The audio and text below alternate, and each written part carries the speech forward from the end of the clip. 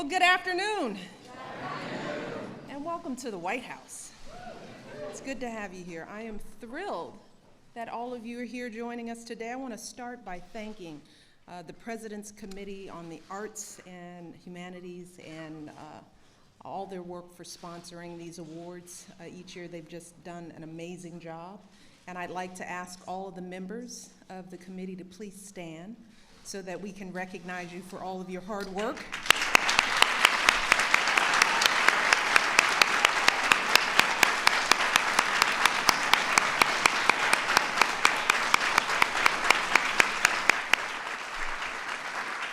It's a pretty impressive group.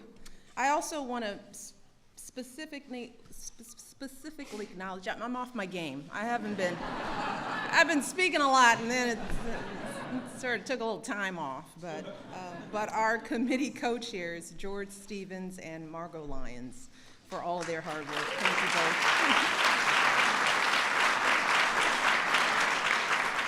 And we also have Jim Leach, Rocco Landsman, Susan Hildreth, Mary Schmidt-Campbell. We have Minister Dung, who is here, and our youth program speaker, Star Arroyo, you'll hear from Star.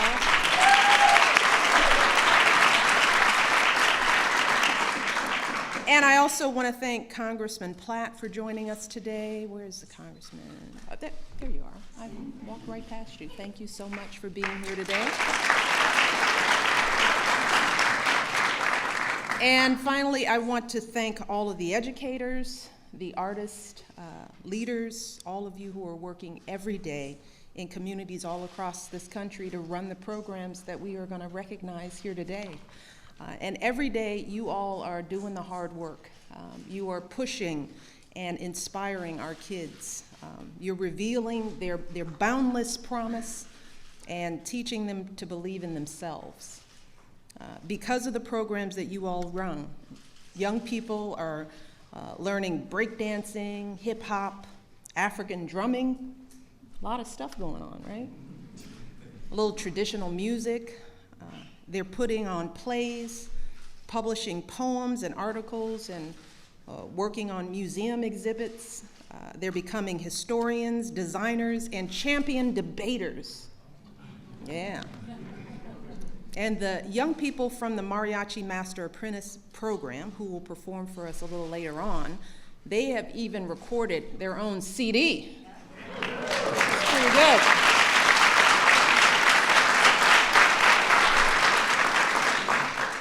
So we are looking forward to that. I got to hear a little bit of their practice yesterday. They're pretty good.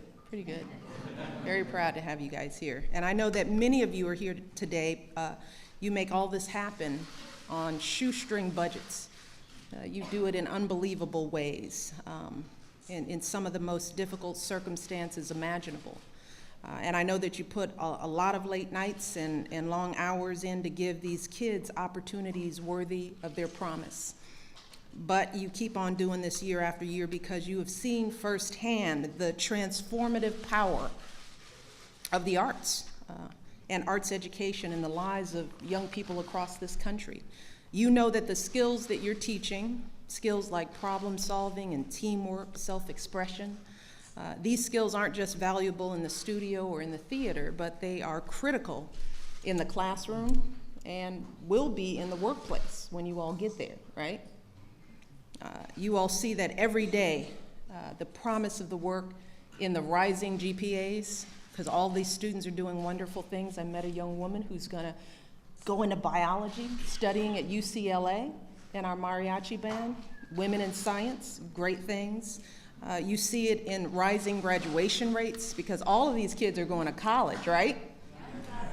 Let's hear it again. Yes, indeed. You see kids who never considered going to college finally saying to themselves, well, if I can publish my own writing, if I can create my own artwork, if I can get up in front of all these people and perform anywhere, including the East Room of the White House, well, then certainly I can go to college, right? Of course, I can continue my education and expand my ambitions and pursue my dreams, right? You are here. You can do anything. And that's why it is so critical that we preserve arts education in our schools. It is absolutely critical because we know how important it is for our children's development.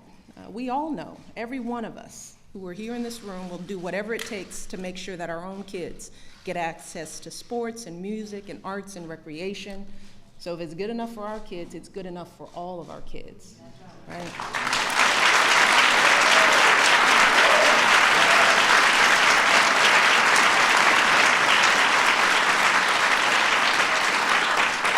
And that's one of the reasons why we've worked so very hard, and it's been a labor of love to make sure that the White House is a showcase for America's rich cultural life. And we've worked to open our doors as often as possible to as many young people as we possibly can.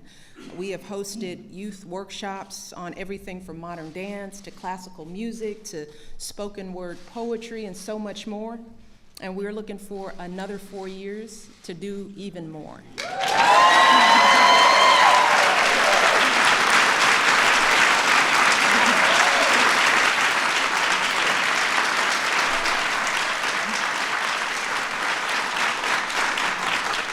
Because what we do know is that ultimately arts education doesn't just teach our kids valuable skills. It doesn't just give them an important form of self-expression and self-reflection.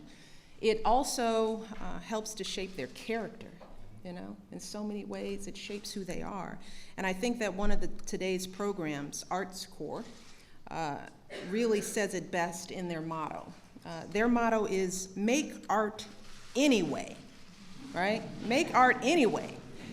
That's what your programs are doing every single day. In spite of all the challenges and obstacles that our young people may face out there in the world, because life is hard, right? Yeah. Say that to Malia and Sasha every morning when they get up tired. I'm like, yeah, life is hard.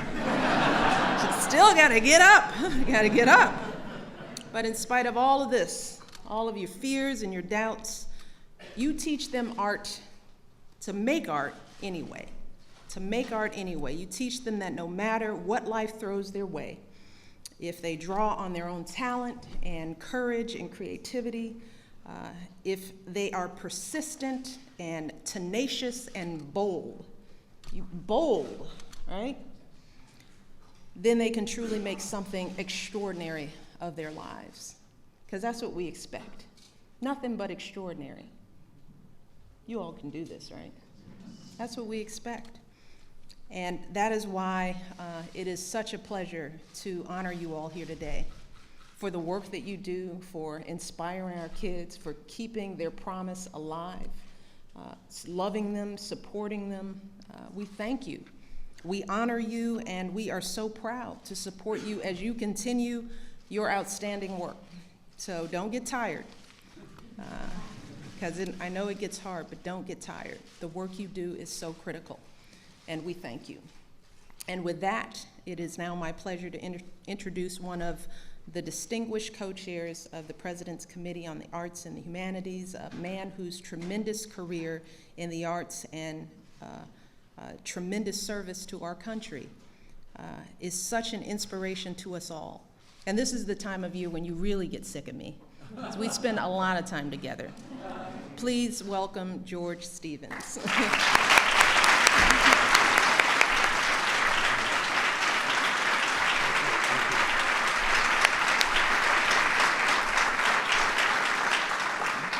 Thank you so much. And I think you can feel how heartfelt those remarks are. And for you young people, I'm sure it's inspiring to see a woman of Michelle Obama's accomplishment really speaking with such authority and insight about what you are doing and how it will enrich your lives. So, and this is always such a wonderful afternoon at the White House. It's truly special.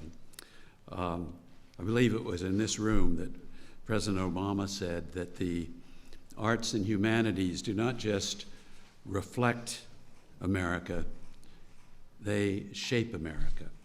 And he went on to say that as long as I am president, I look forward to making sure that they are a priority for this country. and he has lived up to that, and as has Michelle. The arts and humanities came alive in the White House during the first 4 years, and they bring inspiration, and they also herald to the country the importance of the arts and humanities.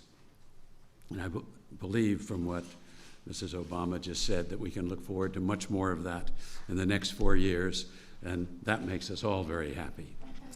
On behalf of Margot Lyon, the co-chair of the committee, Mary Schmidt-Campbell, the vice chair, all our distinguished and, I might say, very hard-working members of this committee, we thank our partners, the National Endowment for the Arts, the National Endowment for the Humanities, the Institute of Museum and Library Services, and the Assembly of State Art Agencies, all of whom make this Youth Program Awards collaboration possible.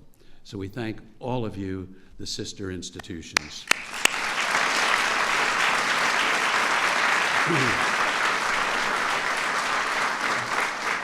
Just this morning, our committee went to Anacostia, to the Savoy School, which one of our turnaround arts programs has been launched in that school. It was so thrilling. These students are so alive. The walls are filled with creativity. We went to a music class, we went to an art class, and just to see the complete engagement of these children. And the principal attributes it so much to the arts programs that bring them alive, give them commitment. So all of you who are being honored today, you represent that wonderful development in the life of this country. So we do have a wonderful thing this year, which is that the International Spotlight Award has brought a delegation from China. And we are so thrilled that you can be here and share this occasion in Washington in the President's house. So welcome to all of you. Where are you? The Chinese. There they are. Oh.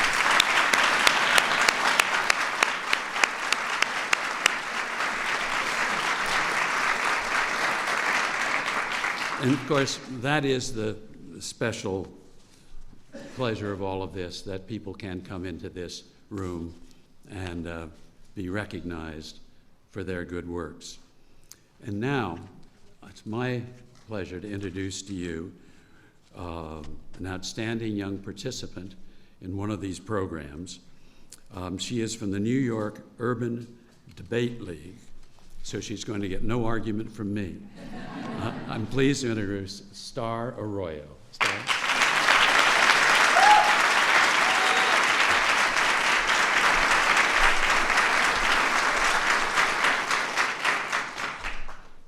Good afternoon. Thank you for the opportunity to be here, and thank you to everyone here for supporting the arts and humanities and so many other incredible organizations. My name is Star Arroyo, and my story is far from simple, but explains exactly why I am the person that I am today. I am still young, and I know that there are hundreds and thousands of people that live more challenged than I, but I have been through enough to make me the strong, independent young woman my parents have encouraged me to be. I grew up in the South Bronx. I always told myself, no matter what was to happen, I would always make something of myself, and I've been on the path of doing just that.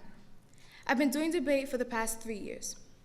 It all started as an extracurricular activity, but after winning first place in my first debate tournament ever, I became interested in the challenges of public speaking and wanted to see where this could lead me in the near future.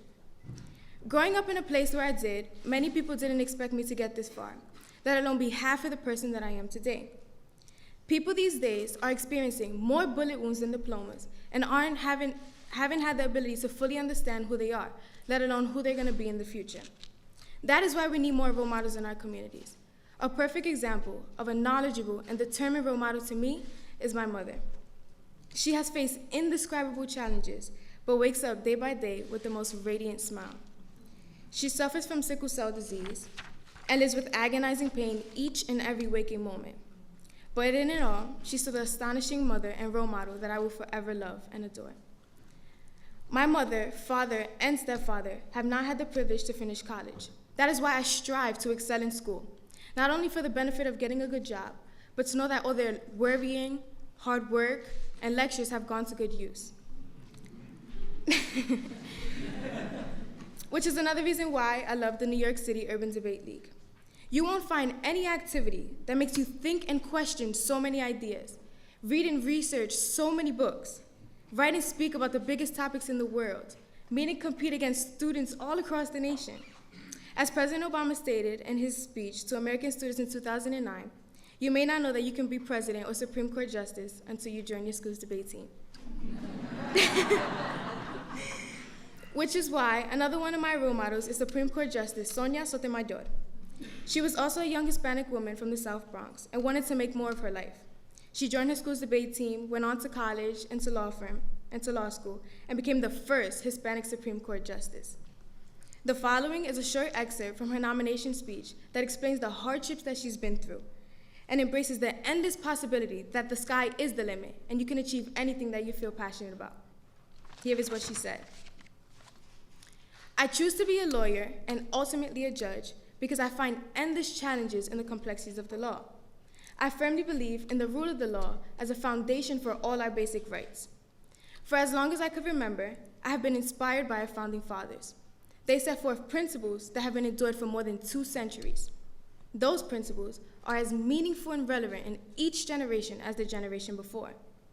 She said it would be a profound privilege for her to play a role in applying those principles to the questions and controversies that we face today. She states, although she grew up in a modest and challenging circumstances, she considers her life to be immeasurably rich. She was raised in a Bronx public housing projects, but studied at 2 of the nation's finest universities. Sonia Sotomayor also worked as an assistant district attorney prosecuting violent crimes that devastate our communities. But then she joined a private law firm and worked with international corporations doing business in the United States. She has had the privilege of serving as a federal district court trial judge and is now serving as a federal associate justice of the Supreme Court. This wealth of experiences, personal and professional, has helped her to appreciate the variety of perspectives. It has helped her to understand, respect, and respond to the concerns of all and arguments of all litigants who appear before her, as well as the views of the colleagues on her bench. She has strived to never forget her real-world consequences on decisions on individuals, businesses, and the government. 11 years ago, during her confirmation process for the appointment to Second Circuit, she was given a private tour of the White House. It was an overwhelming experience for a kid from the South Bronx. Yet never, in her wildest childhood imaginings, did she envision this moment, let alone the moment she is living now. I am a 15-year-old who is living big dreams, and debate has helped me to articulate these dreams and to act on them successfully. I am a kid from the South Bronx, and standing here in the White House, I feel the world is full of possibilities. I am so blessed to have this opportunity to tell you my story. Thank you.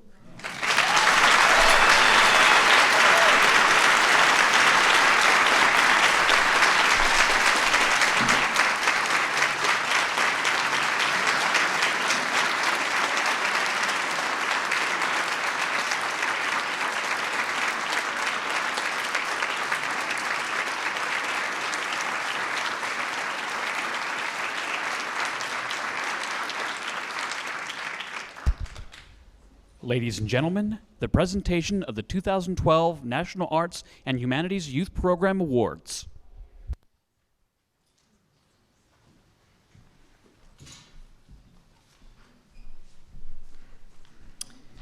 Well, good afternoon, everyone.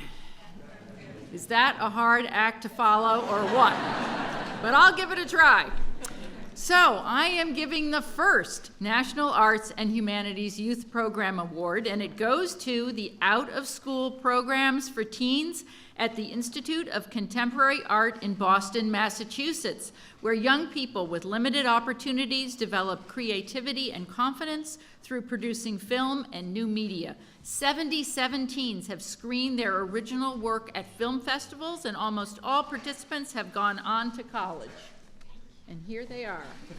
Woo-hoo!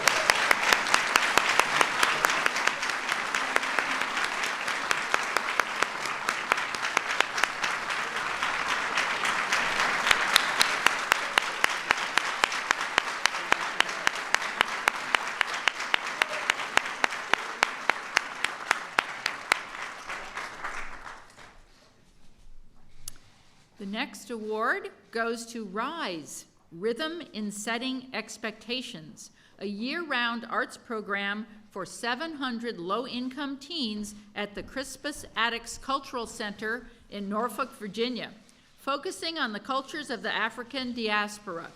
Among its many successes, last year, 100% of the students in the steel drum instrumental music program went on to attend college or serve in the military. Congratulations.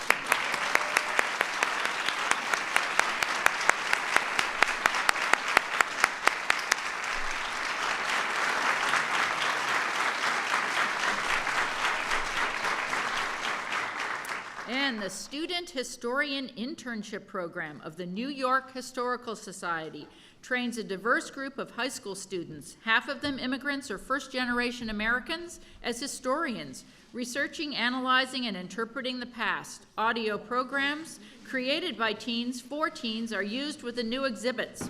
And a recent one, which we know will be really popular, is dubbed Abe Lincoln Meets iTunes.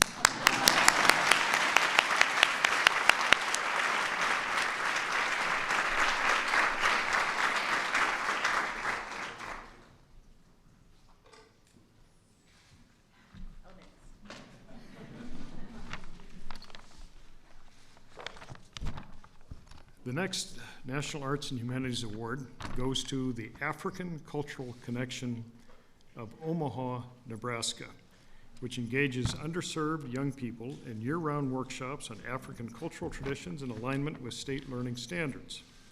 Drawing support from arts and social services partners, African Cultural Connection has expanded from serving 100 students to 3,000 annually and was honored in 2012 with Nebraska's Governor's Heritage Award.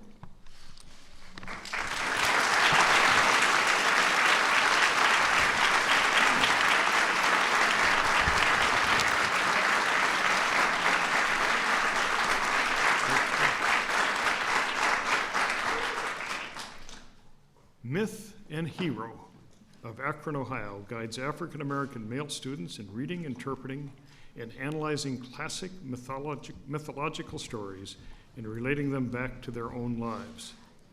Most of the young men participating in Myth and the Hero stay with the program from 4 to 7 years, and to date, 99% have gone on to graduate from high school and attended college.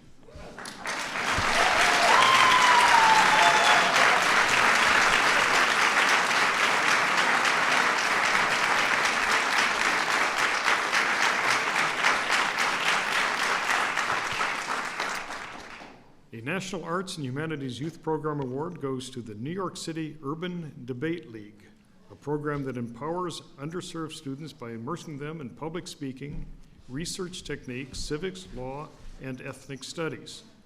Along with countless debating trophies, the program boasts 10 years of data showing that their alums have higher grade point averages, high school graduation rates, college acceptances, and number of scholarships than their peers.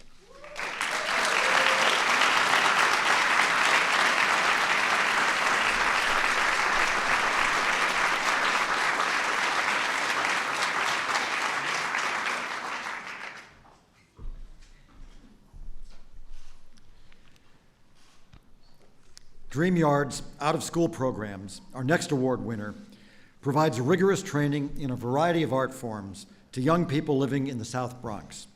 Having learned discipline, creativity, and other essential 21st century skills, 100% of program participants graduate from high school and go to college.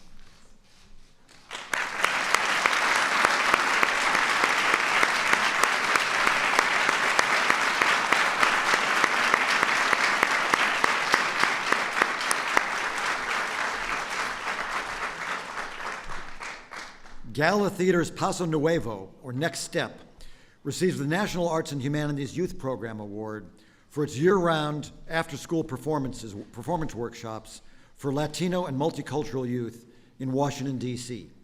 Cited as an anchor arts education program in the Mount Pleasant and Columbia Heights communities, Paso Nuevo uses theater arts to enhance its young participants' self-esteem, develop their literacy and communication skills, and strengthen their cultural identity.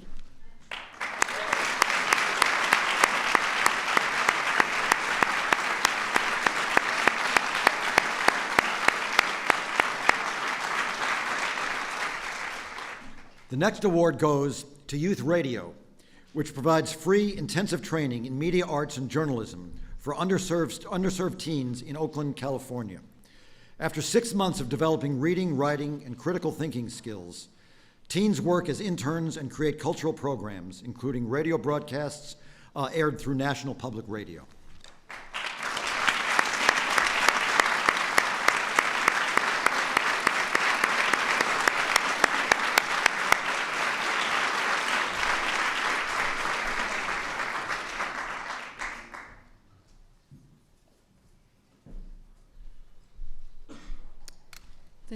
The next National Arts and Humanities Youth Program Award is presented to Arts Corps, a multidisciplinary program in Seattle, Washington that offers after-school arts classes to 2,000 low-income students at sites throughout the city. Through community partnerships, Arts Corps teaching artists lead classes in dance, music, digital media, and spoken word. With its official motto, "Make Art Anyway," Arts Corps has been honored with Seattle's Martin Luther King Jr. Award and the city's inaugural award for excellence in arts education.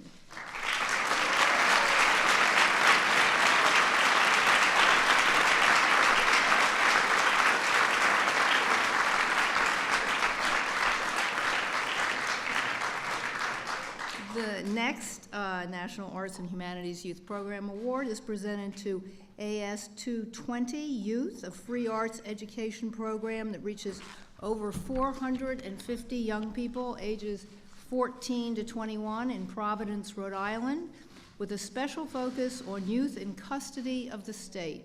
Workshops in music, visual arts, design, and photography engage participants in the creative process and lead to higher levels of social, educational, and vocational success.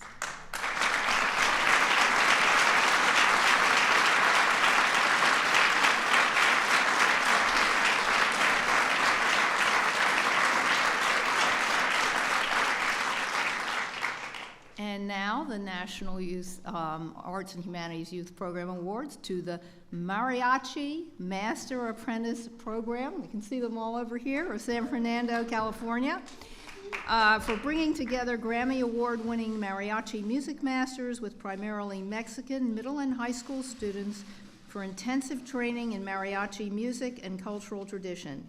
In high demand at festivals and community events, these young musicians also demonstrate increased success in the classroom, and many go on to pursue higher education and careers in music.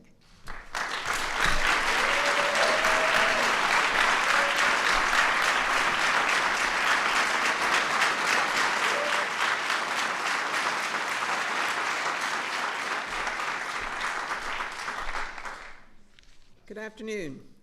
I'm delighted to have the opportunity to present our International Spotlight Award. I'd like to invite our distinguished guest, Deputy Chief of Mission and Minister Dong Hongbo of the Embassy of China, to join us in the presentation of this award.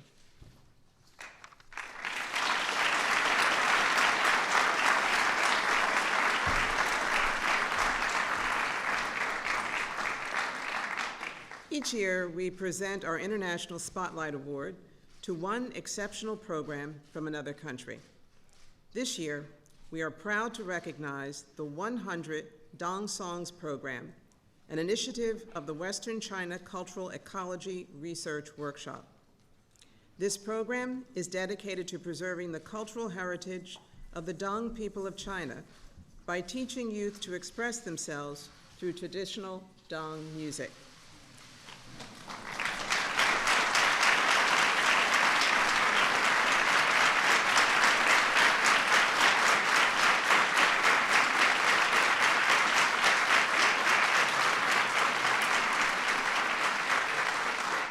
Let me tell you a little bit about them. The Dong people are an indigenous ethnic minority group whose population is concentrated in the mountainous village of Timen within Guizhou province and throughout southwestern China. Traditionally, the Dong people had no written version of their own language known as Kam. Instead, they passed down customs and history from generation to generation through songs. Some of their songs record events that date back 600 years or more. Like much of rural China, television, cell phones, and the internet are becoming an integral part of village life in Timen. While many welcome these advances, such innovations threaten to diminish the unique folk culture and heritage of the Dong people. The 100 Dong Songs program is helping to preserve these treasures. And I'd like to read right now the citation. And so in honor of this program and the young people who embody the hope and promise for the future of the Dong's cultural heritage, we're pleased to present the International Spotlight Award to the 100 Dong Songs program, through which hundreds of young people throughout southwestern China inherit this vibrant artistic legacy passed down generation after generation.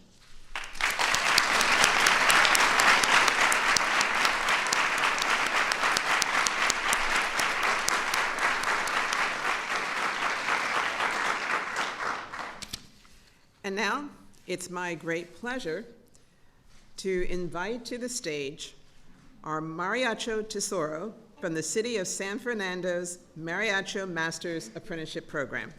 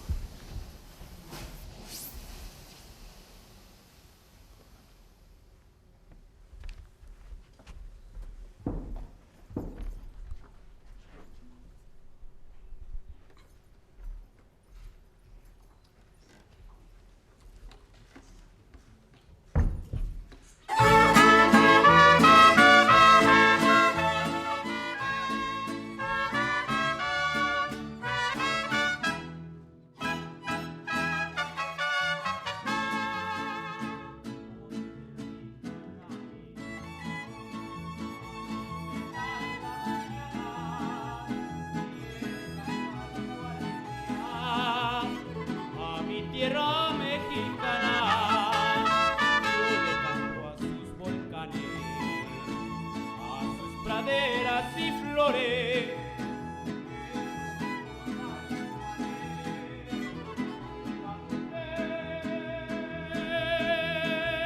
Mis amores, México lindo y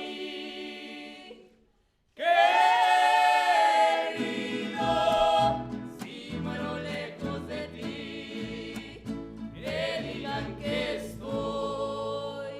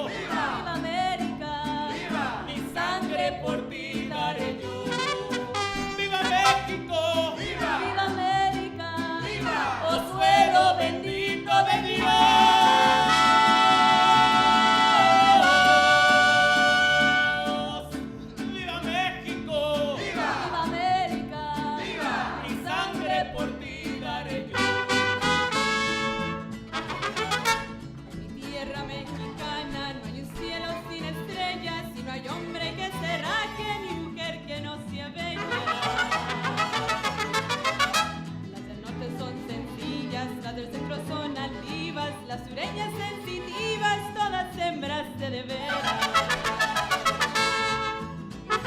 Ay, tierra mía, tan hermosa y tan bravía. Ay, tierra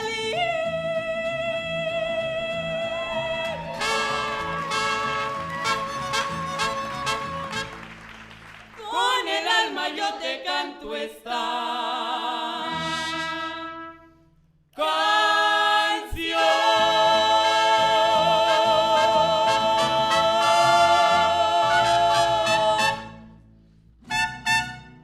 Como México no hay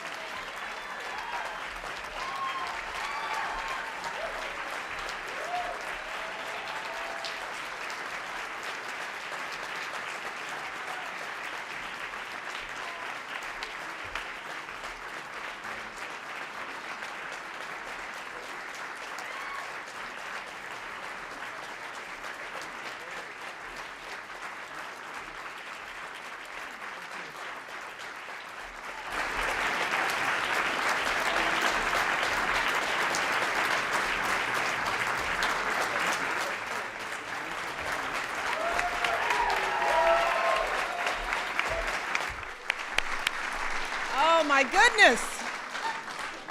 Well, see, this is why we do what we do. This is why we're here, you know, because there are thousands of young people out there with this level of talent and passion and energy, and to think that we wouldn't invest in this, that we wouldn't find the resources to continue to allow these gifts to grow.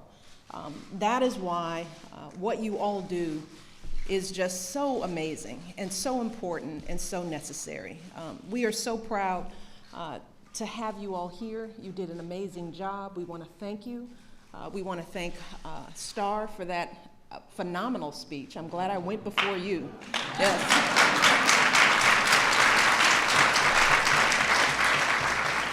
And to all of our award recipients, to all of the young people who benefit from it, just understand this as young people. This is what I say to all of the young people here. Your job is to pass it on, right?